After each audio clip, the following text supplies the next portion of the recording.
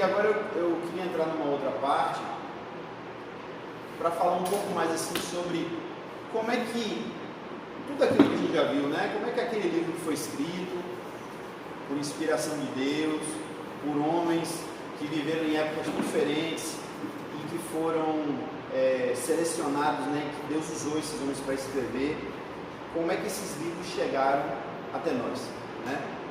O primeiro ponto que eu queria falar é o que a gente chama de cânon. Não sei se vocês já ouviram essa palavra por aí, talvez alguns possam não ter ouvido, né, essa expressão, mas o que significa cânon? Cânon significa regra. O que o cânon determina? Quais foram os livros que foram considerados inspirados por Deus? Quais livros foram inspirados? Quais livros merecem a gente reconhecer eles, né? Merecem reconhecimento. Então, antes até de passar para especificamente essa questão aí do cânon, eu queria falar uma coisa que ficou faltando de complementar na aula passada, que foi o seguinte, e vai ajudar um pouco a gente a entender essa questão do cânon. Qual era a Bíblia que Jesus lia? Porque no tempo de Jesus, até brinquei na semana passada, né? Jesus não era cristão, Jesus não tinha Bíblia, ninguém tinha Bíblia, como a gente tem hoje, né? Nenhum livro do Novo Testamento tinha sido escrito ainda, a própria vida de Jesus estava ainda acontecendo, né? Então a gente não tinha a Bíblia como a gente tem ela hoje, pronto, com todos os livros, né? Reunidos. Então, qual era, afinal de contas, a Bíblia que Jesus lia? Eu não lembro se na semana passada eu cheguei a comentar sobre isso, acho que falamos bem rapidamente, que naquele ambiente cultural que Jesus vivia, em Israel, pelo menos 4 línguas eram faladas naquela região, né? Sendo que 2 dessas línguas eram faladas em todo o império, que era o grego e o latim. O latim, assim, me parece que a população normal, né, a população comum, ela não falava latim, porque o latim era a língua dos romanos. Então tudo que tinha a ver com Roma era em latim. As correspondências oficiais eram em latim, as bulas, né, inclusive o mesmo nome que usa para a bula papal, né, as bulas imperiais, né, que eram os decretos dos imperadores e tal, tudo era feito em latim. Então eu imagino, isso é uma coisa que eu falo até sem muita propriedade, né, falo supostamente, que as pessoas deviam ouvir o latim, mas elas não necessariamente falavam. É mais ou menos como acontece com o inglês muitas vezes, né? Às vezes a gente ouve o inglês, até fala uma expressão ou outra em inglês porque está no nosso cotidiano, mas falar mesmo em inglês a gente muitas vezes não fala, né? Então era mais ou menos o que acontecia com o latim. Agora, o grego era diferente. O grego era uma língua realmente falada por muita gente, porque no momento em que a gente chega em Jesus, né, no início do primeiro século depois de Cristo, o grego já era uma língua disseminada por praticamente todo mundo. Isso culpa, entre aspas, de Alexandre, né? Alexandre o Grande, muita gente falava grego também. Podia não falar bem, mas falava. Era uma língua conhecida, né? Então a gente tinha o grego como língua internacional, o latim como a língua imperial, vamos dizer assim, e no estado, não era bem estado de Israel, né? Mas em Israel a gente tinha o hebraico e o aramaico. São línguas muito parecidas, têm a mesma origem, na verdade. O que diferencia é pouca coisa mesmo, é questão de entonação, questão de... lembra um pouco o que é hoje o árabe e o hebraico. O árabe e o hebraico se parecem muito, e às vezes a gente percebe que certas palavras mudam porque em vez de um falar A, o outro fala E. Era mais ou menos o que acontecia com o aramaico e o hebraico, né? Mas o detalhe é que o hebraico, isso é o que os historiadores falam e a gente não tem uma certeza absoluta disso. Existem inclusive teorias bem divergentes a respeito disso, mas o que se fala é o seguinte, que o aramaico era a língua falada pelo povão. Todo mundo em Israel falava aramaico. Ela era a língua, vamos dizer assim, a língua oficial do dia a dia era o aramaico.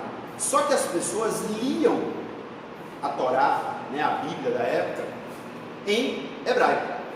Então elas também conheciam o hebraico, talvez não falassem o hebraico toda hora, né, para comprar pão, para, enfim, cumprimentar o vizinho, né, usavam o aramaico, mas o hebraico também era uma língua falada e também era uma língua conhecida. Então é interessante isso. Pastor, não vai.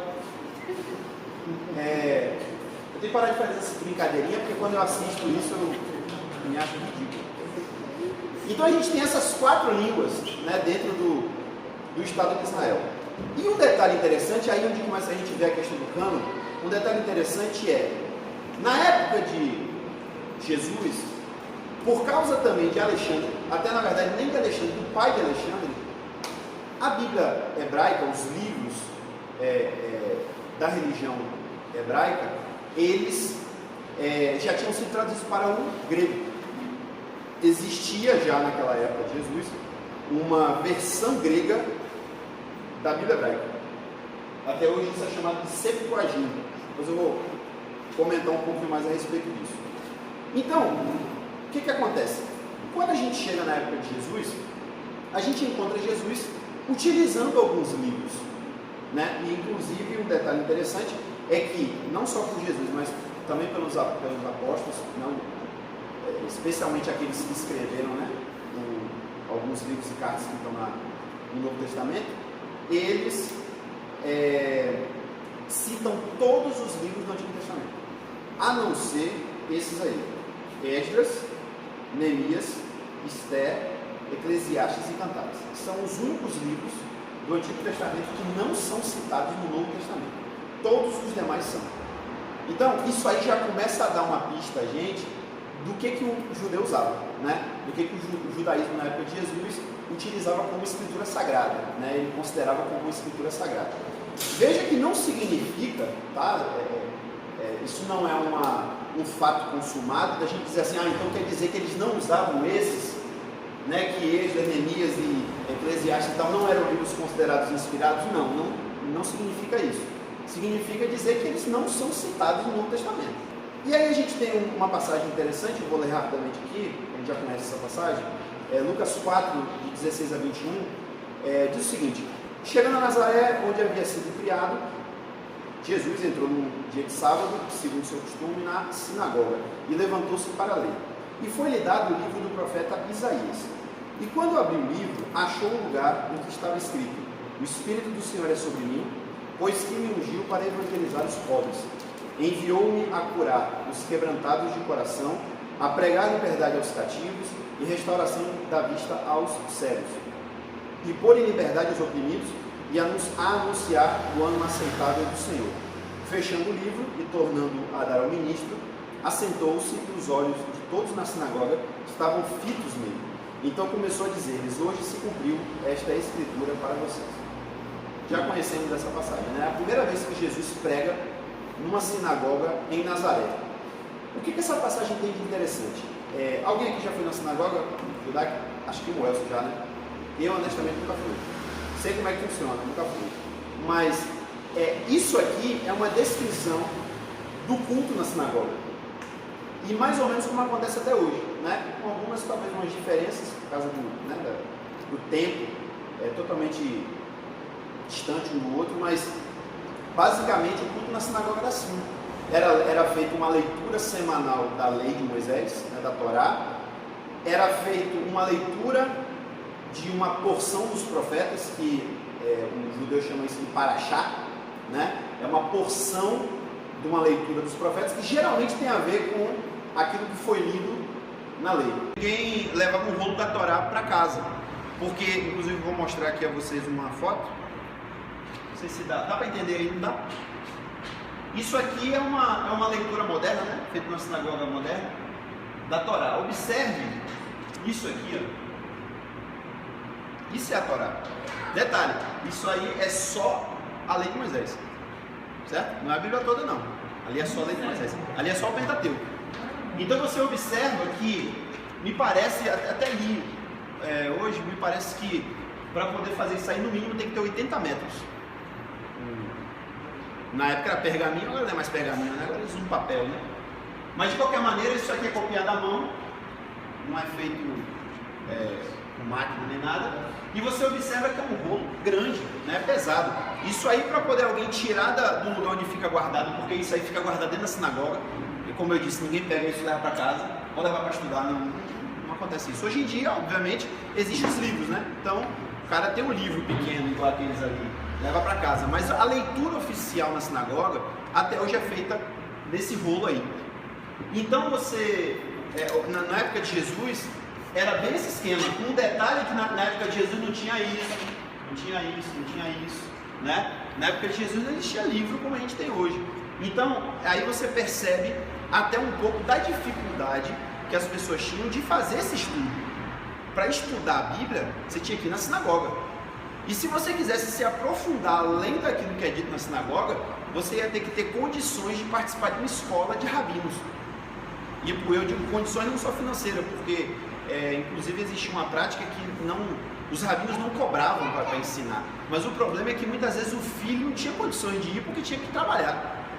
Então até acontecia muito uma coisa assim, quando o pai percebia que o filho tinha uma propensão, né, para aprender, para estudar mais, ele suava para poder manter o menino fora do trabalho da família, da casa, do campo, para ele poder estudar. Então era uma situação muito complicada, né? Muito difícil. Só para finalizar aqui, eu falei aqui da questão dos livros, toda a doutrina de Jesus, e isso a gente já sabe, né? Toda a doutrina que Jesus pregou tem como base esses livros que são citados. Então, a gente pode, sendo que esses 5 aqui, né, não foram citados no Novo Testamento, mas a gente pode dizer, assim, sem nenhum medo de errar, que a Bíblia do jeito que a gente tem hoje, o Antigo Testamento do jeito que a gente tem hoje, de Gênesis a Malaquias, é exatamente a mesma Bíblia que Jesus usava, né, e que os judeus usavam na época.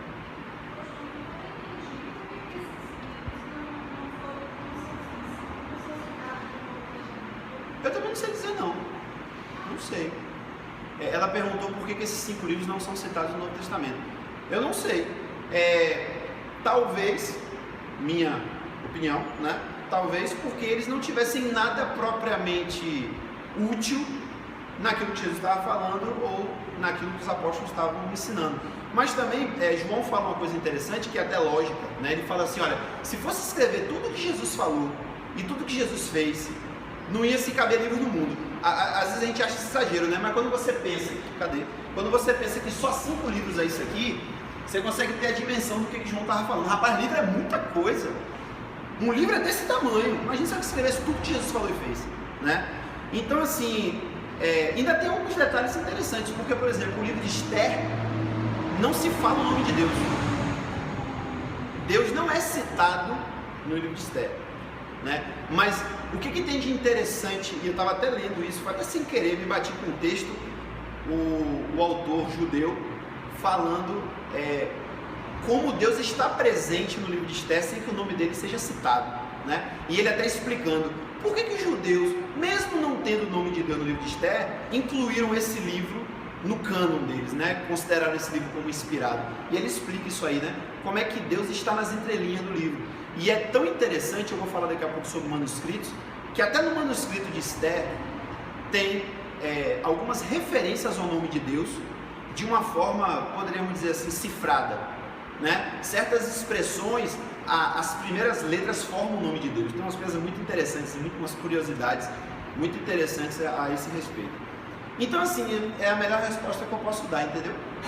Não foi necessário citar esses livros, mas o judaísmo já considerava esses livros inspirados. Inclusive, Cantares e Eclesiastes já eram considerados livros escritos por Salomão, né? Então, se Salomão escreveu Provérbios, né, e a gente confia, por que não ia confiar em Eclesiastes e Cantares, né? Só para acrescentar, a experiência que eu tive lá na sinagoga, todos sábados, no mundo todo, todas as sinagogas, eles ganham a mesma porção. Eles cantam e aí fazem a paraxá. Então é um negócio bem padronizado. Unificado, né? Eles começam o ano, né, no meio da Bíblia, que é o meio da Bíblia. Aí, no primeiro dia do ano, eles começam a leitura das porções e aí fazem referências paraxás, né? São Existe até algumas pequenas diferenças nas comunidades da Europa em relação à da América, mas é pouca coisa. Geralmente é um acréscimo de uma leitura, né? Isso é interessante. Bom, então, eu já mostrei isso aqui na semana passada, só queria reforçar isso, que a doutrina de Jesus, o ensinamento apostólico, que a gente tem como a base da nossa fé, ela na verdade já tinha a base da fé judaica, né? E na verdade eu queria até fazer uma correção aqui nas expressões. Judaísmo foi uma coisa que surgiu, tá? Passou a existir no período do pós-exílio, depois que eles voltaram da Babilônia. Talvez a gente possa dizer que uns 200, 300 anos antes de Cristo foi quando o judaísmo, de fato, como ele existe hoje, ele começou a ser moldado, vamos dizer assim, né? A fé de Israel que existia antes não tinha tudo que o judaísmo tem hoje. Então, por exemplo, só um detalhe, eu não tenho muita certeza, mas me parece que isso aqui, ó, é o Talmud. O Talmud é o comentário oficial do judaísmo. Eles interpretam a Bíblia à luz do Talmud, né? O que é o Talmud? É uma seleção de justamente interpretações e ensinamentos de vários rabinos, alguns antes da época de Jesus, outros da época de Jesus. O próprio Gamaliel é citado no Talmud, e alguns que vieram alguns séculos depois. Então, o judaísmo tradicional considera que esses livros, ou melhor, que o Talmud, ele explica a lei e os profetas de uma forma oficial. Na época de Jesus isso não existia ainda, não oficialmente, né? Existia um rabino que falava uma coisa, existia um rabino que falava outra, existia uma escola de pensamento aqui e outra escola de pensamento ali, né? Na época de, vamos botar Esdras, por exemplo, quando eles voltaram do cativeiro, isso estava muito longe de existir. Então eu só quero fazer essa pequena distinção, que a religião que o judeu, o israelita, ou o hebreu, vamos dizer assim, ele professa hoje, não é exatamente a mesma que se professava no Antigo Testamento, certo? Existe uma evolução, né? E ao mesmo tempo explica por que a gente não precisa ser judeu para ser cristão. Porque, na verdade, o judaísmo, isso, assim, alguns pesquisadores, né, sobre essa questão da relação da igreja com Israel falam, é que o judaísmo, como a gente conhece hoje, ele na verdade nasceu junto com o cristianismo, porque ele surgiu depois que o templo foi destruído, no ano 70, né? Quer dizer, a igreja na verdade já existia. Isso é um fato tão interessante, que existem coisas do judaísmo que os próprios judeus, eles falam assim, se a gente olhar no Novo Testamento, a gente tem uma explicação melhor da coisa do que se a gente olhar a nossa história, porque a história do judaísmo começou depois da história do cristianismo. É um fato interessante esse. Mas de qualquer maneira, a lei, os profetas e os escritos, né, os salmos, os provérbios e os demais livros, eles já eram considerados escritura sagrada. Jesus usou esses livros, tudo que ele ensinou tem como base isso, né? E os apóstolos também. Então a gente tem muitas citações, né, inclusive do Antigo Testamento. Um detalhe até que eu falei também, para quem não estava, é que o Apocalipse mesmo é um exemplo claríssimo disso. O Apocalipse, se você for comparar com Isaías, Zacarias, Daniel, Ezequiel, você vai assim, rapaz, o cara parece que recortou as coisas dos livros proféticos do Antigo Testamento, colou e fez um livro. A impressão que dá é essa, porque todas as profecias, ou quase todas, do Apocalipse, elas estão alicerçadas nas profecias do Antigo Testamento.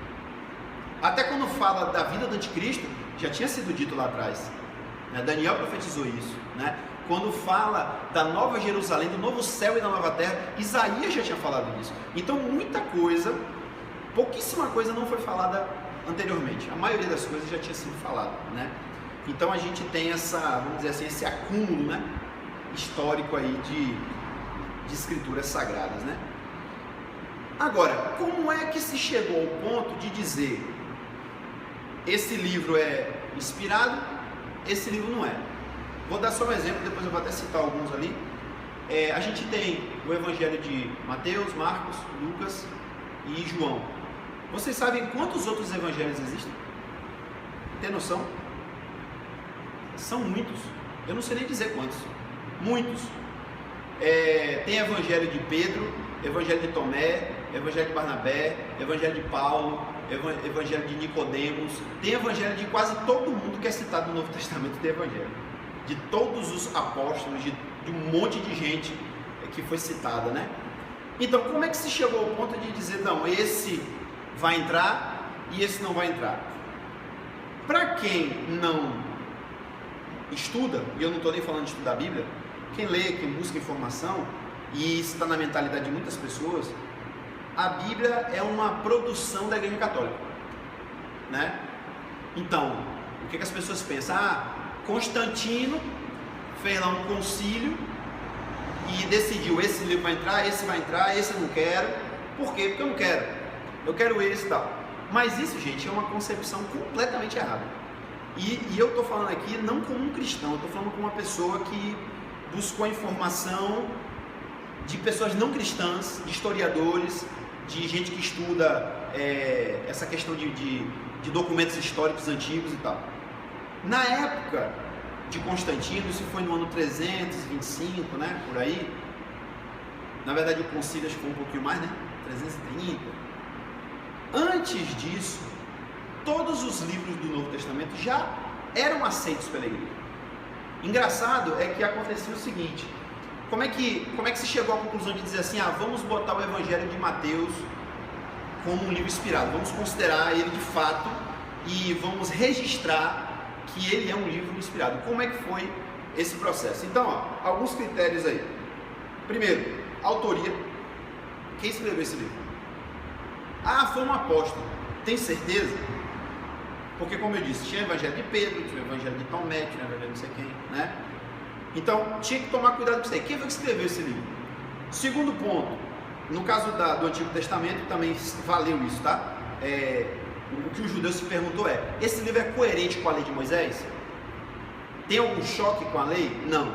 Então ele é inspirado. É um ponto, né?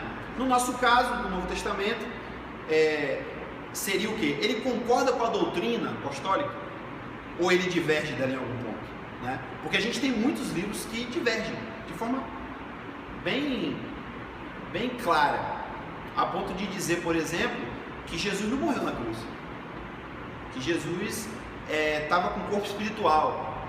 Jesus não sofreu na cruz. Inclusive o Espírito até hoje prega isso, ele ensina isso aí. Jesus não sofreu, Jesus estava no corpo espiritual. De repente, porque ninguém fala isso com muita clareza, né?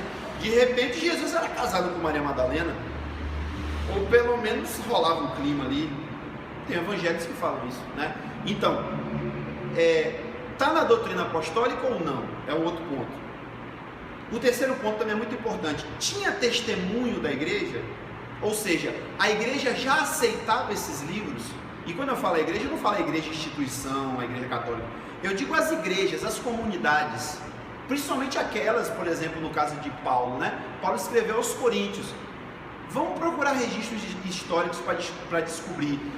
Lá em Corinto, lia mesmo essa carta? Essa carta realmente chegou na igreja de Corinto? Então, isso era um ponto. E o período da composição também. No caso do Novo Testamento, isso talvez, de todos os critérios, fosse o mais arbitrário, né? Ou seja, pensaram assim, ele tem que ter sido escrito no primeiro século. Tudo que veio depois do primeiro século a gente não vai considerar. Mas acabou que funcionou. É meio arbitrário, mas funcionou. Então, o detalhe é esse: o cânon não acrescenta nada, ele só seleciona. Então, daquela quantidade de livros que tinha, vamos ver quais são os que têm testemunho, que foi escrito por um apóstolo, que tinha aceitação das comunidades, né? E aí a gente chegou nessa lista oficial, que, novamente, não foi feita pela Igreja Católica. Existem documentos históricos que mostram que já no ano 200, no ano 180, se não me engano, acho que foi o primeiro. Não sei se eu coloquei isso aqui. Acho que não. Mas, se não me engano, no ano 180, um bispo escreve uma carta, inclusive defendendo, né, a fé, porque alguns estavam querendo implantar algumas ideias heréticas no meio da igreja, e ele cita essa relação de livros que eram os livros considerados pela igreja como sendo um livro inspirado, né? Então a gente com um pouco de desenvolvimento, né, histórico, a gente chegou nesse ponto aí. Todo livro que não foi considerado canônico foi chamado de apócrifo. Se não me engano, apócrifo significa oculto. Tem um sentido assim, de dizer assim, livros incertos. Nós não temos certeza em relação a esses livros. Então, não vamos colocar eles junto com os canônicos, né? Os que realmente são escritura sagrada. Então, no caso do Antigo Testamento, esse cânon, isso é muito interessante. Jesus usava todos aqueles livros, mas o cânon judaico mesmo só foi determinado no ano 90 depois de Cristo. Foi o tempo em que os líderes judaicos sentaram e falaram assim: olha, vamos definitivamente dizer aqui quais são os livros que a gente usa mesmo, para de repente não a gente começar a botar coisa misturada aí e tal. Então, no ano 90 eles decidiram quais eram os livros.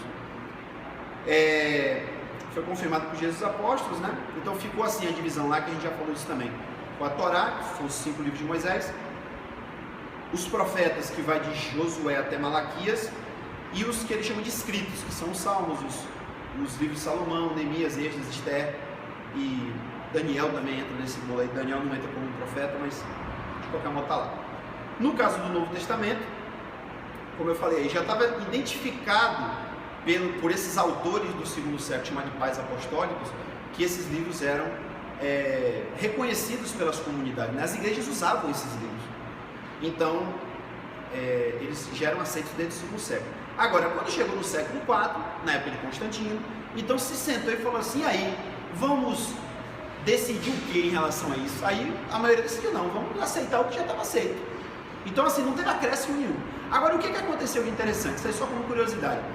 Teve alguns livros que não foram amplamente disseminados, ou seja, nem todas as igrejas conheciam esses livros. Então, por exemplo, o Apocalipse foi um livro que circulou mais entre as igrejas da Ásia.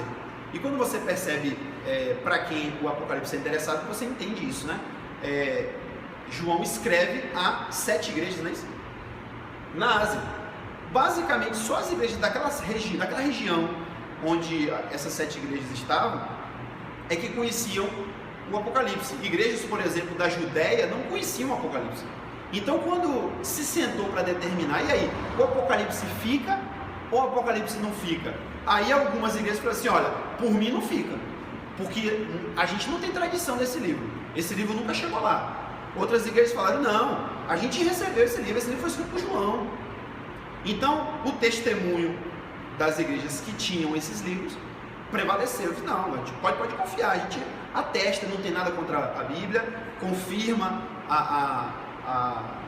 o que foi dito, né, por Jesus e pelos apóstolos, e a gente conhece esse livro. Então, teve alguns livros, entre eles o Apocalipse, que aconteceu esse dilema aí, né? Mas no final se fechou essa, que a gente chama de cânon, né?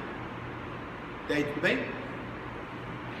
Então, só para vocês ficarem sabendo, que na semana passada a gente falou assim muito superficialmente, a gente tem no Antigo Testamento esses livros apócrifos. Inclusive, eles existem na Bíblia católica, certo? Mas não existe na Bíblia, por exemplo, do judeu, na Tanakh, como eles chamam, né? No Antigo Testamento. Eles não têm esses livros lá.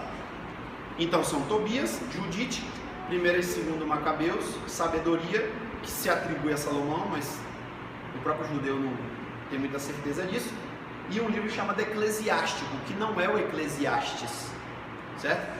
É como se fosse um livro de sabedoria também, mas o nome do cara é Sirasta, o cara que escreveu esse livro. Então, assim, esses livros, até tinha uma pergunta isso: pensei até que esses livros não existiam. Não, eles existiam sim, eles são verdadeiros.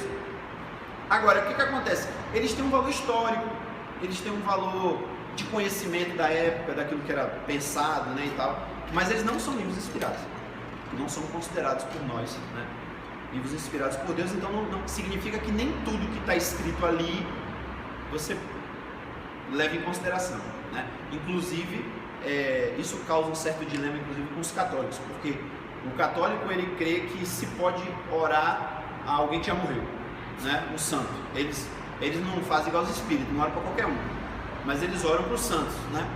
E, se não me engano, no livro de Tobias, se não me engano, o Tobias faz uma oração, acho que é a Moisés. Aí fica complicado, né? Você, tá vendo aí, ó? O cara orou a Moisés, por que eu não posso orar para Pedro? Né?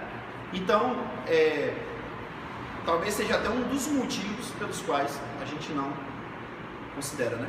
A gente meio que segue a linha do judeu, a verdade é essa. A gente segue mais ou menos o pensamento judaico. Eles não aceitavam, então a gente também não aceita, né? No caso do Novo Testamento é mais complicado. Tem muito livro do Novo Testamento, muito. Eu só citei aqui aqueles que são considerados interessantes, que tem coisas a acrescentar, certo? Então, tem epístolas de um cara chamado Clemente, que inclusive a tradição diz que é o Clemente citado na Bíblia. Ele tinha sido, tinha apoiado Paulo, se não me engano, em Roma, ou foi em Corinto. Então, a tradição diz que essa carta é atribuída a Clemente, a esse Clemente, né? E são cartas interessantes, mas a gente não considera elas inspiradas. Mas tem muita coisa interessante ali nas cartas de Clemente. Um outro livro chamado Pastor de Hermas, que lembra muito aquele Peregrino. Alguém já ouviu falar desse livro? O Peregrino é o livro cristão mais vendido no mundo. Se você não leu, você está por fora. Eu também não li, mas já vi o filme. Didaquê. Esse Didaquê é muito interessante. O Didaquê é como se fosse um manual da igreja, nem primitiva, era da igreja do segundo século já.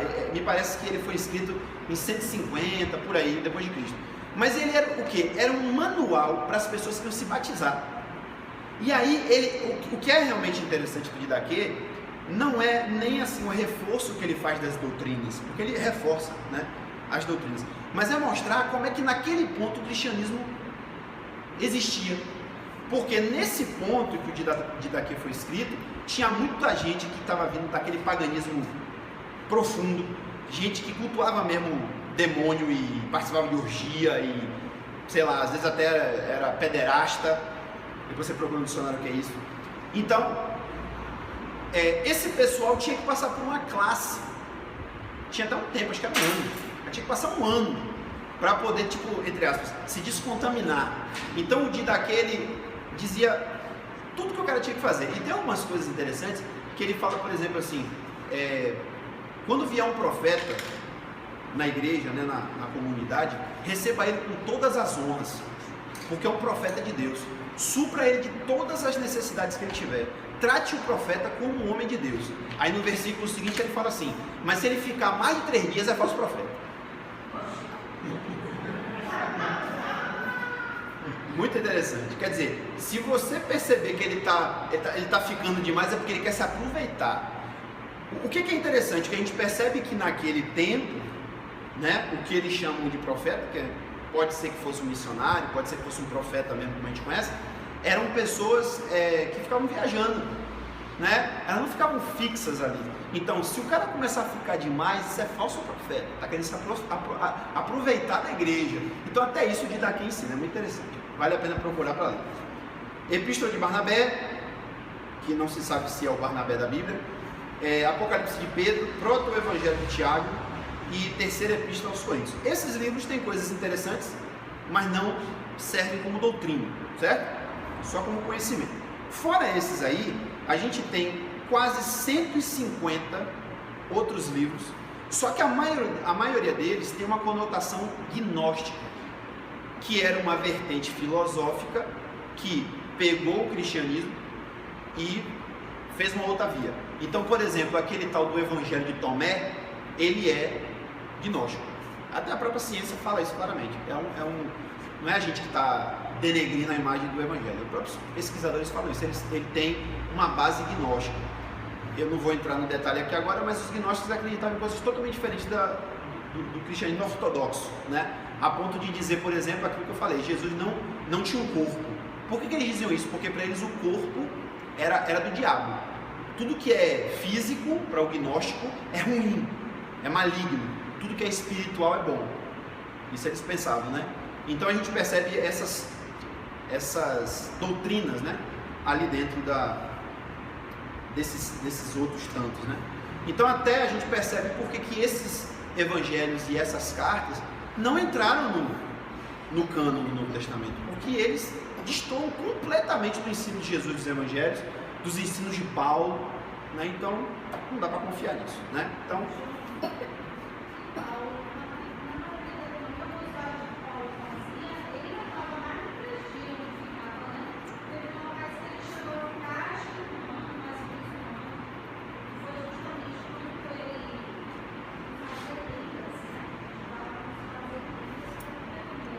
Mas olha como Paulo era esperto. Tem numa das cartas dele, Coríntios, 1 Coríntios, não, 2 Coríntios, Paulo fala assim: eu, como apóstolo, tenho todo o direito de ser sustentado pela igreja. A igreja tem a obrigação de me sustentar, mas eu não faço uso dessa minha prerrogativa para que ninguém difame o evangelho por causa de mim. Justamente isso aí. Para que ninguém ache que eu estou querendo ganhar com a pregação do evangelho. O que Paulo fazia? Paulo passou, por exemplo, 1 ano e meio em Corinto. O que Paulo fazia? Paulo fabricava tendas. Paulo suava o dia todo trabalhando, e quando chegava na hora certa lá, não sei bem que horas era, ele ia lá e ensinava a igreja e reunia com a igreja, né? Paulo tinha o sustento dele próprio, justamente para não correr esse risco, sabe? Mas ele mesmo reforça isso: olha, eu reforço isso, aqueles que trabalham na igreja são dignos do salário, mas eu prefiro não fazer uso disso, para ninguém ficar achando que eu estou querendo ganhar dinheiro. E acreditem, a quantidade de gente que vivia assim, a gente se espanta hoje em dia, né? Porque hoje em dia acontece também, né? Um monte de gente fica indo de igreja em igreja. Aqui apareceu uns assim, já chega perguntando: pastor, o senhor paga quanto para pregar, né? Teve um mesmo que foi assim, tava tudo muito lindo, muito bom. Aí quando chegou no último dia, o cara falou assim: pastor, hoje eu vou recolher uma oferta, o senhor me permite recolher uma oferta? Aí, não pode pedir, beleza. Aí fica 50 para mim e 50 para o senhor. Conversa foi essa. 50 eu deixo para a igreja e 50 eu levo, beleza? Combinado? Aí ficou uma situação tão complicada, né? O cara já estava pregando, já estava todo mundo aqui. Assim, tá, tudo bem. Não volta mais, né? Esse não volta mais. Mas assim, isso não é só comum hoje, isso já acontecia na época de Paulo. Tanto é que você percebe que tinha igrejas que tinha líderes, tinha, vamos chamar de rabinos, né? De mestres, que queriam usurpar a autoridade de Paulo na igreja. Para quê? Eles queriam isso? Porque eles achavam que Paulo estava pregando alguma coisa errada? Não, é para poder ganhar dinheiro às custas da igreja, né? Então Paulo foi muito esperto, né, quando ele fez isso, né? Bom, antes de seguir aqui para a questão dos manuscritos, só queria falar uma coisa.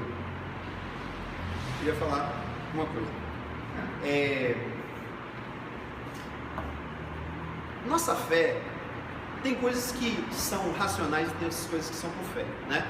Até agora a gente só falou de coisa racional, na verdade, né?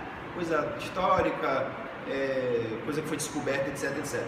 Mas o que a gente percebe por trás disso aí? É igual a história de Esther, né? A história de Esther é história. Não fala nem o nome de Deus, mas Deus está ali, trabalhando nas entrelinhas, né? A gente percebe como Deus é misericordioso e como Deus, é difícil achar uma outra palavra a não ser, Deus é retado. Deus é Deus. Por quê? A maioria das pessoas que tentam desacreditar a Bíblia, elas usam um argumento que até logicamente faz sentido, faz você pensar. Me fez pensar uma época. Primeira vez que eu ouvi alguém dizer assim: rapaz, como é que você vai confiar num livro que foi adulterado pela Igreja Católica? Como assim foi adulterado pela Igreja Católica?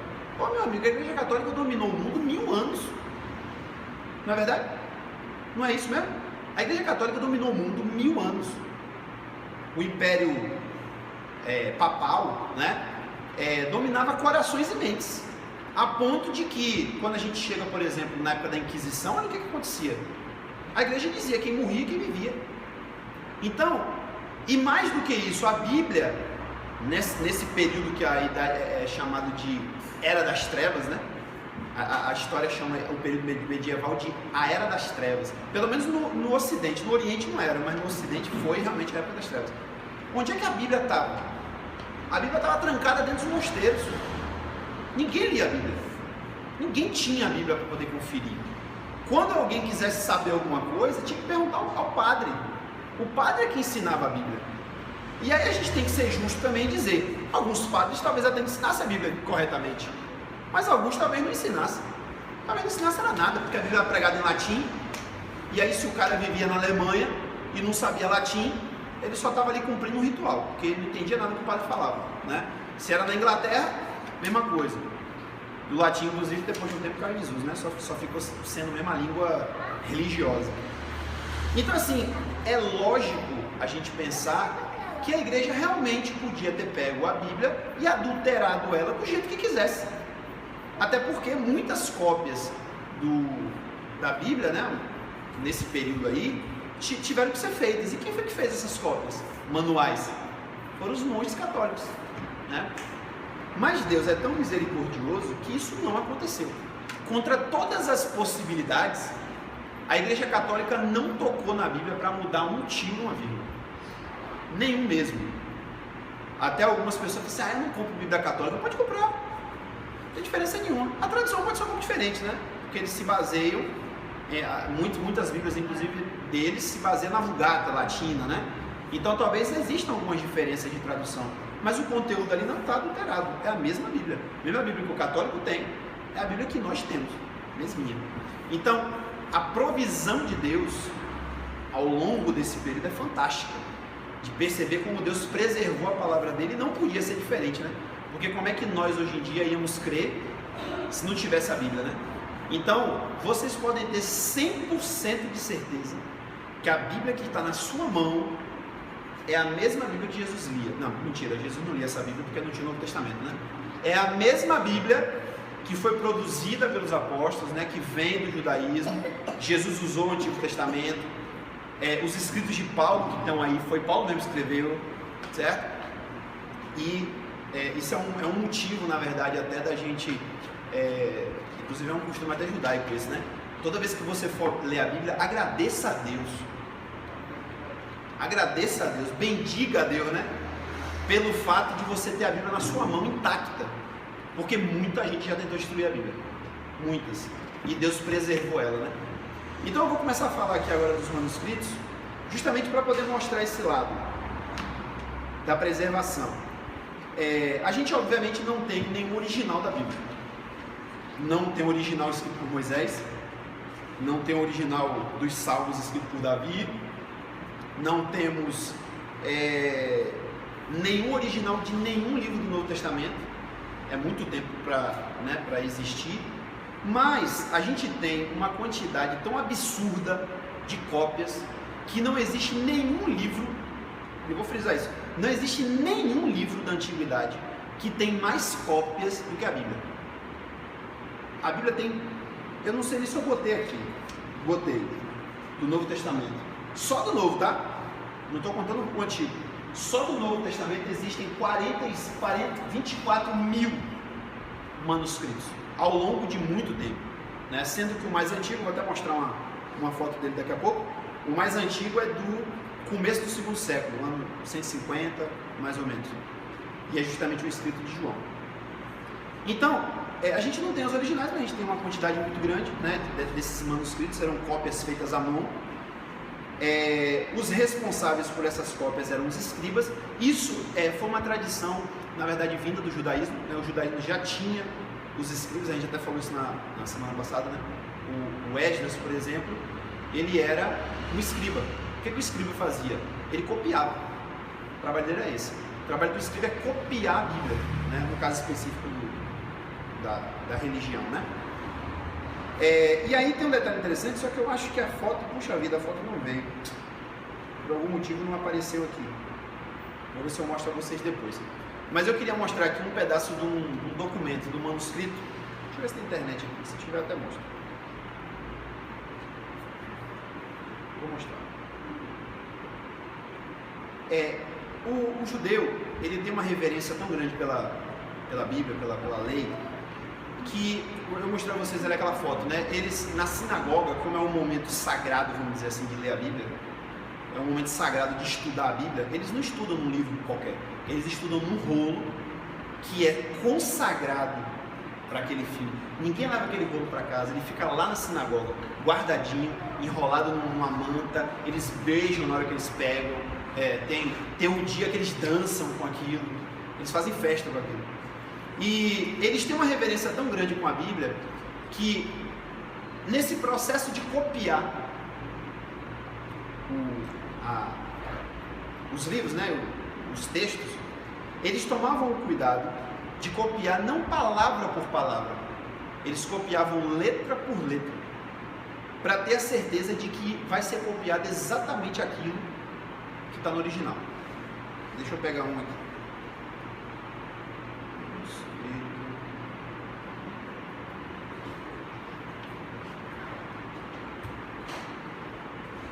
Deixa eu encontro um aqui para mostrar a vocês. Na verdade, eu vou mostrar aqui uma em grego, justamente para mostrar como é que essa tradição foi passada. Talvez isso aqui não fique muito grande, mas isso aqui já dá uma dimensão da coisa. Então, observe, a tradição judaica diz assim, existe até uma historinha, né, que lá no Talmud, né, no comentário deles, que fala assim, o escriba mais velho ensinando o escriba mais novo o trabalho, o ofício. E ele fala assim: meu filho, quando você for copiar a Bíblia, você tome todo o cuidado para copiar letra por letra exatamente do jeito que você está vendo o outro manuscrito, porque foi pela palavra de Deus que Deus criou o mundo. Então, se você errar, você pode destruir o mundo. Eles falavam isso como uma tradição de ensino, né? Mas é muito interessante essa ideia que eles passam. Assim, ó, o mundo foi criado pela palavra de Deus. Se você perverter a palavra de Deus, se a palavra de Deus foi escrita errada, você corre o risco de destruir o mundo. Então isso era passado para eles de uma forma muito séria. E é claro que o ser humano é falho e existem erros de manuscritos. Existem, inclusive eu até falei isso aí, são as chamadas variantes, né? Existem muitas variantes e muitos erros de cópias da Bíblia. Mas o interessante é que esses erros não são erros que mudam o texto. São erros do tipo, o cara, vamos supor, vou dar um exemplo da nossa língua, era para botar uma vírgula, o cara esqueceu. Ou então, às vezes o cara confundiu uma pontuação com outra, ou uma letra com outra, mas na hora que você lê o texto, o cara trocou aqui um I por um L, mas dá para entender o que está escrito. Ele quis dizer Cristo, ele não quis dizer clandestino. Entendeu? Mais ou menos foi o que aconteceu.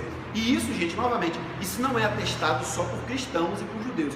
Isso é atestado por estudiosos, gente que estuda 4 anos na faculdade, depois faz mais 3 anos de mestrado, depois faz mais 2 anos de doutorado, e afirma isso, né, que o texto original não foi pervertido por causa desses pequenos erros. Bom, então olha só, esse já é um manuscrito do Novo Testamento, escrito em grego. Isso aí são caracteres gregos.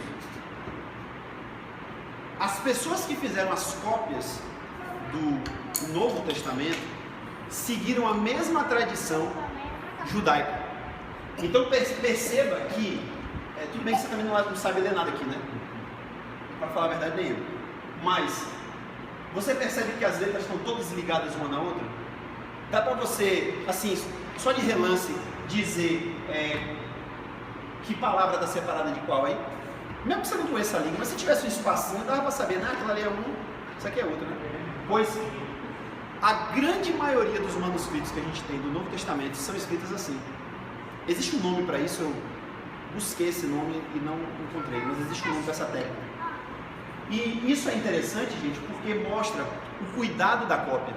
A cópia não era feita de qualquer jeito, não era feita nas pressas, até que tinha gente que tinha essa profissão, né? Trabalhava só nisso aí, só para isso. Então, é um detalhe muito interessante sobre essa questão dos manuscritos da Bíblia e dá a gente uma segurança um pouco maior dessa questão da transmissão, né, da gente ter certeza de que a gente realmente tem manuscritos próximos do original. Eu estou falando mais de Novo Testamento, mas do Antigo Testamento também tem um detalhe muito interessante. Alguém já ouviu falar dos manuscritos do Mar Morto? Alguém já ouviu falar disso aí? Eu tive o privilégio, obrigado, Senhor, de uma vez que eu estava lá no Rio, em São Paulo estava tendo uma exposição, a única que teve até hoje no Brasil, dos manuscritos do Mar Morto. Então tinha lá pergaminhos originais e tal, foi muito interessante. E ainda dei a sorte de achar um rabino messiânico com uma caravana de gente explicando tudo, aí a gente colou, né? Colei atrás. O que são os manuscritos do Mar Morto? Existe uma seita dentro do judaísmo, assim como tinha o saduceu e tinha o fariseu, existia uma seita que é hoje chamada de essênios. Eles viviam num mosteiro, eles eram uma seita monástica, como se fala, né? Eles viviam no deserto. Até alguns acham que João Batista teve algum contato com eles, porque também morava no deserto, no mesmo lugar e tal. Tinha atitudes um pouco parecidas com a deles, mas a gente não tem confirmação disso. Mas o interessante desses caras aí é o seguinte: eles tinham uma biblioteca e eles copiavam tudo, todos os manuscritos da Bíblia, né? Os antigos, eles copiavam também manuscritos novos. E muito interessante observar que foi encontrado, né? Deixa eu falar primeiro, já ia me adiantar. Em 1946, se não me engano, encontraram no deserto, enterrado dentro de cavernas, um monte de vasos de barro, e dentro desses vasos um monte de manuscritos antigos, em pergaminho. Justamente os manuscritos que esse pessoal produzia. Não tem só na Bíblia não, tem muita coisa deles também, da seita deles e tal. Mas tinha uma quantidade muito grande de manuscritos. Até hoje, ainda tem manuscritos que estão sendo traduzidos. Você tem noção, daquele tempo até hoje. Por que esses manuscritos foram escondidos? Porque Roma atacou eles. Roma falou assim: ó, vocês não podem viver assim, ou vocês entram no eixo, ou a gente vai destruir vocês. E foi o que aconteceu isso. Roma destruiu o mosteiro, acabou os essênios. Mas antes disso acontecer, eles enterraram esses manuscritos, principalmente por serem manuscritos sagrados, né? E aí se descobriu isso. O que isso tem de interessante? Os manuscritos que a gente tinha até então, até 1948, né? Se não me engano, eu agora estou na dúvida do tempo, mas foi mais ou menos por aí, na década de 40, né? Do século passado.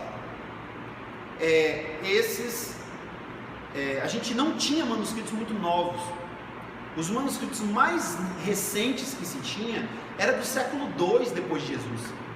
Agora você imagina, o livro de Moisés foi escrito em 1400 antes de Cristo. E os manuscritos mais antigos que se tinha, por exemplo, de Moisés, era do século II, muito longe, né? E aí quando a gente chega aí nessa descoberta que se encontra esses manuscritos, encontram-se todos os livros do Antigo Testamento menos Esther. Então a gente tem representação, nem todos estão completos, tá? Mas pelo menos trechos de todos os livros a gente tem. E o que isso provou? Provou que a Bíblia que se tinha até então era exatamente a mesma Bíblia que se tinha naquela época. Então a mesma Bíblia que a gente usa hoje, que na verdade vem mais ou menos dessa época, né? Vem até antes, porque a Bíblia em português foi traduzida no século XVII. Então a Bíblia que o João Ferreira de Almeida traduziu, o hebraico que tinha lá, é igual ao texto que tinha lá na caverna de Qumran, né, do deserto da Judéia, do século II antes de Cristo. Então assim, a crítica textual, né, o pessoal que estuda isso chama isso de testemunho. O testemunho do texto recuou 400 anos, né? Século II para o século II, né? 400 anos. Então, isso foi um achado, né? Não só arqueológico, mas para a gente isso foi muito importante. E esse é um forte argumento contra os que acham que a Bíblia foi adulterada. Diz: meu filho, faça o seguinte, vá lá no Museu de Jerusalém, certo? Vá lá e procura esse negócio aqui, ó, o rolo de Isaías. Procura lá. Isaías é o único livro que foi encontrado entre os manuscritos do Mar Morto que está completo. É um rolo enorme. E lá em Israel existe um museu do livro. E existe lembra que eu mostrei o negócio da Torá, que tem um negócio que rola? Tem um negócio daquele desse tamanho assim, um monumento, né? Enorme. E ao redor desse monumento está o livro de Isaías, de uma ponta a outra. Você pode rodar ele todinho e ver o livro, né? E aí você vai lá, fala pro cara, né? Vai lá, lê lá no livro de 2 anticristo, depois você pega a minha Bíblia e a sua que você tem em casa, leia, você vai ver que é a mesma coisa. Ele não vai conseguir porque está em hebraico, né? Mas pelo menos você dá uma resposta, porque sinceramente eu fico muito chateado, não é nem chateado, eu fico irado quando eu vejo uma pessoa posar de intelectual e dizer: porque a Bíblia foi adulterada. É um ignorante o cara desse. Vai ler, velho. Não é a Bíblia não, vai ler livro de história, vai ler a parte lá do Museu de Jerusalém que fala sobre isso. Vai pesquisar, mas o povo fala muita asneira, né? Enfim, então a gente está quebrando essas arneiras aqui agora. Bom, então olha só, aquela questão das variantes que eu falei. O Novo Testamento tem cerca de 150 mil variantes, ou seja, escritas diferentes. A gente tem, tanto é que em algumas Bíblias, algumas pessoas já perceberam isso. Você está lendo um texto lá, de repente você acha um texto entre colchetes. Aí você, por que esse texto tem colchetes? Alguém já reparou isso em alguma Bíblia? Aí às vezes, nem toda a Bíblia explica. Algumas Bíblias vem lá uma notinha dizendo: esta passagem não se encontra nos manuscritos mais antigos, alguma coisa assim, né? Para dizer o quê? Que existem alguns manuscritos que têm aquela passagem, existem outros que não têm. O que isso diz pra gente? Que foi acrescentado? Não necessariamente. Pode ter sido suprimido também. De repente até por preguiça do cara que copiou. A verdade é essa. Acontece. Mas existem essas variações. Mas o que é interessante observar? E aí está aí esse fato aí. 99% dessas variantes são insignificantes para a compreensão dos textos. Ou seja, somente 1% dessas variantes é um pouco preocupante. E eu dou um exemplo. Tem alguns manuscritos que não citam o finalzinho de Marcos. Então, alguns manuscritos, por exemplo, não tem Jesus falando: ide por todo mundo e pregar o evangelho a toda criatura, batizando no nome do Pai. Não tem lá. Alguns manuscritos falam, vão contando a história da ressurreição, até dizer: então as mulheres foram e não acharam Jesus na tumba e foram falar com os outros apóstolos, e aí acaba. Não tem mais nada além disso. Então, esse é um exemplo de uma coisa que é um pouco preocupante, né? Porque tem algumas coisas ali que a gente se baseia naquilo. Mas isso representa 1% de todas as variantes. Isso também é um fato muito interessante, né? Porque quando se compara com outros livros, as variações que existem são variações que deturpam o livro, que acabam inutilizando aquela cópia, né, daquele livro. Isso não acontece com a Bíblia. O cuidado era maior, né? Eu daqui a pouco vou falar um pouquinho sobre esse negócio de crítica textual, a gente já está acabando. Que é justamente a parte acadêmica que lida com essa questão de manuscrito, de analisar os manuscritos antigos, comparar o que tem, o que não tem. Então existe essa como é que pode dizer, essa matéria, né, de estudo, crítica textual. Quem quiser pode se formar nisso. A análise de todos os livros, tanto do Antigo quanto do Novo Testamento, comprovam que a Bíblia não sofreu adulterações ao longo dos séculos. Então a gente já falou sobre isso. Graças a Deus, né? Então, só para dar dois exemplos. Um eu já dei, né, que é esse rolo de Isaías, datado do século I a.C. E isso aí é um pergaminho de pele de animal, né? Geralmente de cordeiro, de bode. E isso aqui é o manuscrito do Novo Testamento mais antigo que a gente tem hoje. É um manuscrito, existe uma variação aí, não dá para precisar, né, de quando ele é de fato, mas entre 125 e 150 depois de Cristo. Se você for parar para pensar, a gente considera, pela tradição, até a própria ciência meio que leva isso também como verdade, que o Apocalipse foi escrito em 96 depois de Cristo. No finalzinho do primeiro século. E essa cópia foi escrita mais ou menos de 35 a 50 anos depois. Então quer dizer, é pouco tempo, né? Então, um manuscrito tão próximo assim do que a gente considera ser o último livro da Bíblia é fantástico, né? E o detalhe, ele é escrito em papiro. Rapaz, eu disse que ia trazer o papiro e esqueci, não foi? Me lembra muito, trazendo essa bem. O papiro era feito com uma planta lá do Egito, né? Tem umas folhas largas. Então eles faziam uma folha com isso, né? Trançando as folhas e tal. Então isso aí foi preservado numa folha de papiro. Esse especificamente contém João 18, de 31 a 33. Pedacinho bem pequeno, né? Muito pequenininho. Bom, só uma coisinha aqui sobre essa ideia de crítica textual. Eu queria falar sobre isso pelo seguinte. Eu acho, creio eu, que até esse ponto aqui, a gente já sabe muita coisa sobre a Bíblia, né? A gente, creio eu, né? Tô querendo pela fé, que vocês estão bem alicerçados de que a Bíblia é a palavra de Deus. Amém? Então assim, a gente confia na Bíblia, que ela é a palavra de Deus, mas um detalhe, a gente confia que a Bíblia hebraica e a Bíblia grega é a palavra de Deus. Entendeu o que eu digo? A Bíblia escrita no original, ela é 100% digna de confiança. Agora, a Bíblia traduzida para uma língua, ela perde um pouco dessa confiança. E por motivos óbvios, né? Não precisa ser muito gênio para pensar sobre isso.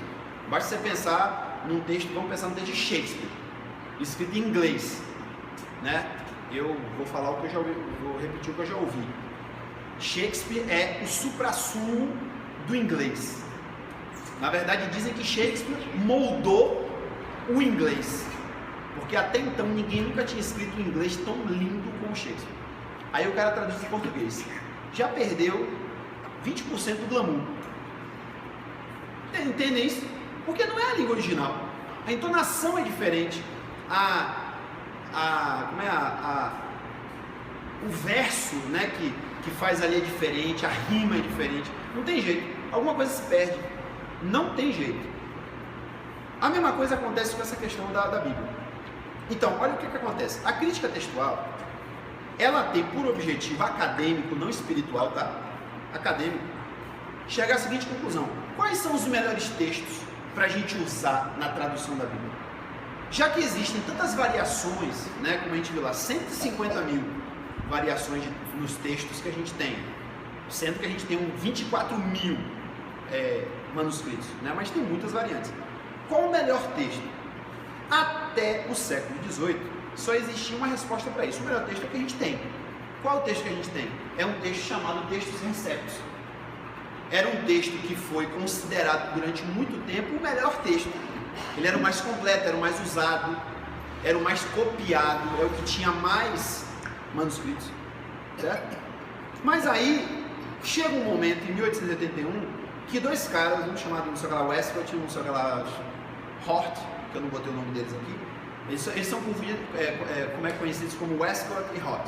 Eles publicaram um texto dizendo o seguinte: olha, a gente acha que o melhor texto não é aquele. A gente acha que o melhor texto é um pouquinho desse, um pouquinho desse. E eles criaram um texto chamado texto eclético. Eclético por quê? Porque ele tem partes de vários manuscritos. Ele não é uma coleção de um só, como era o texto recepto. Isso foi bom e ruim. Foi bom porque esse cuidado da gente saber qual é o melhor manuscrito é válido, né? É válido. Mas o jeito que eles fizeram isso, a metodologia que eles usaram, não é todo mundo que concorda até hoje com a metodologia que eles usaram. Eu não vou falar disso aqui agora, porque eu nem tenho de cabeça, nem anotei. Mas eles usaram algumas metodologias que na cabeça deles fez sentido, mas na cabeça de muita gente não fez, inclusive na minha também não faz muito, o método que eles usaram. Mas o fato é que, a partir daí, as traduções da Bíblia passaram a ser feitas por esse texto. Então, a maioria das Bíblias que a gente tem hoje em dia, elas são traduzidas a partir desse texto crítico, que é uma coletânea, né, de algumas coisas. E o único que eu saiba, a única tradução da Bíblia que se baseia no texto Receptos, que é aquele usado tradicionalmente, é uma Bíblia chamada ACF, chamada de Almeida Corrigida e Fiel, que é da Sociedade Trinitariana, se não me engano. É a única. Todas as demais são baseadas no texto crítico. Beleza, ponto. O que isso muda para mim? Na prática muda pouco, porque as verdades estão lá, certo? As verdades estão lá. Mas, do mesmo jeito que eu falei que a tradução ela é falha, aí é onde entra a questão da escola dominical, da necessidade da igreja, da gente estar aqui, apesar de eu não ser talvez a pessoa mais gabaritada para falar disso, mas é por isso que tem que ter gente que entende mais do que a gente para explicar alguma coisa. Eu mesmo vou começar um curso de hebraico agora. Eu quero entender mais isso aí. Porque a leitura melhor é a no original. Então, se todo mundo aqui pudesse ler no hebraico, você pode ter certeza que você ia descobrir coisas que na sua leitura normal da tradução em português você descobre.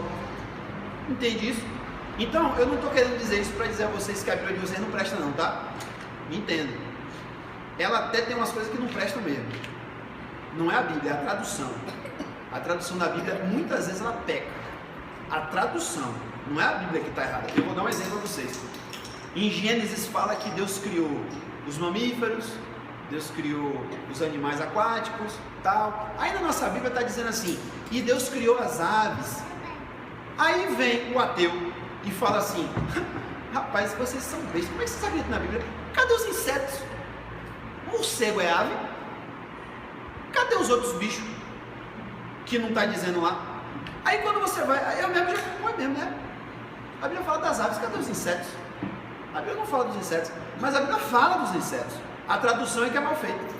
Porque lá fala o seguinte, e Deus criou todos os seres alados. Deus criou todos os seres que têm asas. Aí veio o engraçadinho da tradução e botou aves. O que está errado? É a Bíblia? Não, é a tradução que o cara fez está errada. Então, o que eu quero dizer? Para salvação, a Bíblia que a gente tem na mão, ela é 100%. Agora, para o entendimento profundo, ela não ajuda muito. Então é por isso que é bom a Bíblia de estudo, é por isso que é bom participar de uma escola bíblica, comprar um livro para auxiliar, se puder fazer um curso de hebraico e grego. Né?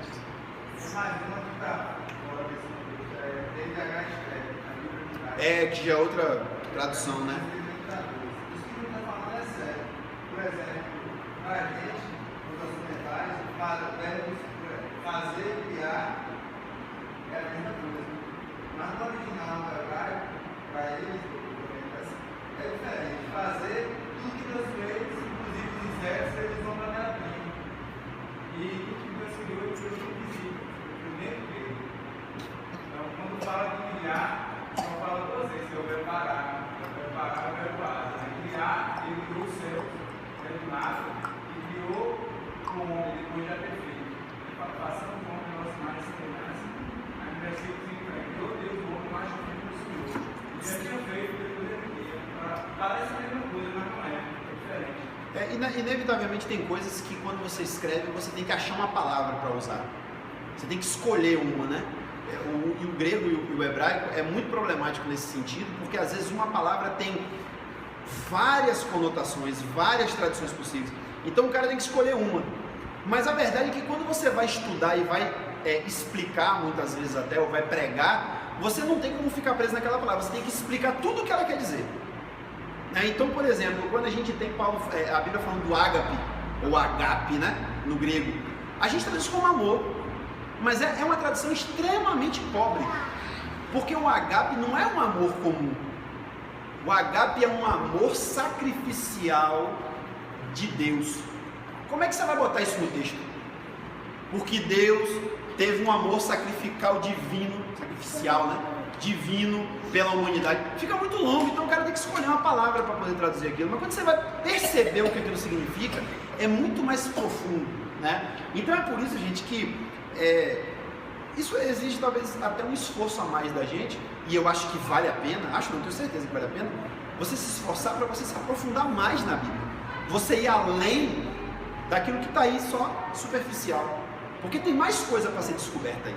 E eu não falo de coisas ocultas, de coisas tipo seita, sabe? Tipo assim, se você vier na minha escola bíblica, você vai aprender, quem não vem não aprende. Não é disso que eu estou falando, mas eu estou falando de coisas que você, lendo em português, e sozinho muitas vezes, você não vai conseguir ter aquela profundidade. Aí vem Paulo e fala, é por isso que Deus botou pastores, apóstolos, mestres, profetas, né? Para que a igreja tenha um crescimento. Então, eu vou aprender hebraico, não sei, mas tem um cara que sabe, eu vou lá aprender com ele. Quem sabe até ensina vocês um dia, se eu conseguir. Prometo que se eu conseguir, eu ensino. Então, só para a gente fechar aqui, nosso tempo já esgotou, tem algumas traduções que são importantes para a gente, para poder achar a melhor forma de traduzir a Bíblia para a nossa língua. Então, por exemplo, tem a tradução grega, que é a Septuaginta, tem a Peshitta, que é uma tradução numa língua chamada siríaco, do século IV, tem o texto massorético que o judeu usa até hoje, tem a Vulgata, que é a Bíblia em latim. Tudo isso foi usado inclusive por Lutero. Lutero usou a Vulgata usou a Septuaginta e usou o texto massorético para poder fazer a tradução dele do hebraico e do grego para o alemão, para poder perceber quais são as palavras que foram usadas. Então é interessante isso para quem estuda, né? Para a gente talvez na prática não seja tão necessário. Só para fechar aqui, Bíblia em português surgiu no século XVII com um cidadão chamado João Ferreira de Almeida. Ele traduziu para o texto Receptus na época, né? Só que as versões mais modernas seguem a tradução, o texto crítico, né? Existem algumas modificações. E finalizando de verdade, a Bíblia contém 1189 capítulos, 31.102 versículos. Detalhe interessante, a Bíblia nem sempre foi assim. Ela não foi originalmente escrita em capítulos e versículos, como eu mostrei a vocês, né? O texto foi escrito letra por letra, não se dividiu. Como é que foi essa divisão? No caso do Novo Testamento, foi feito por esse cara aí, Stephen Langton. Ele dividiu em capítulos no século XIII e depois, em 1550, um cara dividiu em versículos, né? Já antecipando um pouco o que a gente vai falar a partir da próxima semana, a Reforma Protestante, eu já falei isso, a Reforma Protestante fez uma coisa fantástica. Ela tirou a Bíblia do mosteiro e botou a mão na Bíblia do povo. Lutero foi o primeiro, na verdade não foi o primeiro, ele foi o segundo. Já existia um cara chamado Wycliffe que tinha feito uma tradução da Bíblia para o inglês, e por conta disso, o que aconteceu com ele? Foi queimado na fogueira da Inquisição, porque traduziu a Bíblia para o inglês. O Lutero traduziu a Bíblia para o alemão, saiu, foi excomungado da igreja, daí teve a história da Reforma Protestante, e ele colocou a Bíblia na mão de todo mundo. Isso é bom? É. E não é também. É e não é. É bom porque a gente tem a palavra de Deus na mão e a gente pode, né, buscar ela sem ninguém ficar moldando a coisa e tentando talvez até criar uma doutrina na nossa cabeça, né? Mas ao mesmo tempo é ruim porque, estando na mão de todo mundo, qualquer um pode pegar a lei, interpretar do jeito que quiser e criar a maluquice que quiser. E a gente tem percebido isso acontecer ao longo dos séculos, né? Infelizmente, tem muita gente que até tem aquela piada que não é piada, né? É verdade mesmo que aconteceu, do cara não perceber que na passagem lá de Osés estava dizendo que era mulher adúltera. Ele não leu certo, ele leu a mulher adultera. Então o que ele entendeu? Deus está mandando eu adulterar com a mulher do meu vizinho. Aí foi lá e adulterou com a mulher do vizinho. Ainda convenceu, gente, você não conhece essa história, não é verdade. Ele convenceu o cara de que Deus tinha dito a ele que era para ele adulterar com a mulher do cara. E o cara, se Deus mandou, né? Fazer o quê? Aí o jornalista do Fantástico é que foi dizer pro cara, mas o senhor não leu isso errado não? Não, tá aqui ó, e mostrou pro cara, vá, pega a mulher, adultera. Aí ele, mas tem um acento aí ó, na letra U. Aí ele, olha rapaz, agora você chamou a atenção para uma coisa interessante. Essa foi a resposta do cara. Então quer dizer, a Bíblia na mão de todo mundo também é perigosa, porque se faz, né, muita coisa errada com a Bíblia. Então o que a gente vai começar a fazer a partir da semana que vem? A gente vai estudar técnicas de interpretação da Bíblia. A gente vai inclusive ver como é que o Novo Testamento, quais foram as técnicas usadas no Novo Testamento para interpretar o Antigo, porque isso vai ajudar a gente a também interpretar o Novo, para não sair por aí pensando qualquer doideira, né? Um exemplo que de vez em quando eu dou mesmo por exemplo, se qualquer um pode falar o que quiser, então eu pego aquela passagem de Apocalipse 12 que fala, então vi um dragão no céu, não tem essa passagem? E uma mulher vestida do sol, não sei o que lá, e eu começar a pregar, irmãos, os dinossauros vão voltar no fim dos tempos. Deus vai permitir que um ovo de dinossauro seja trabalhado igual o parque dos dinossauros, e os dinossauros vão surgir. Se eu não tiver nenhum critério, eu posso falar isso, não posso? O cara viu um dragão é um dinossauro. Então, a coisa fica complicada, né? Então, a gente vai ver sobre isso aí na próxima aula. E já falei esses dois pontos aqui, né? Que a leitura diária e o estudo da Bíblia veio dos fariseus. Olha que interessante. Os fariseus é que criaram esse método sistemático de estudar a Bíblia, que a gente usa até hoje. E a escola dominical, como a gente conhece, foi criada por Robert Raikes em 1780 na Inglaterra. Aproveitando a deixa para dizer, não deixem de vir na escola dominical, né? Então, irmãos, alguém tem alguma pergunta, algum comentário? alguma dúvida?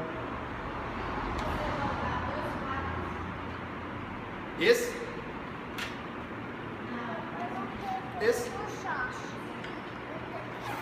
Bom, então, só para fechar aqui, a gente vai orar para encerrar.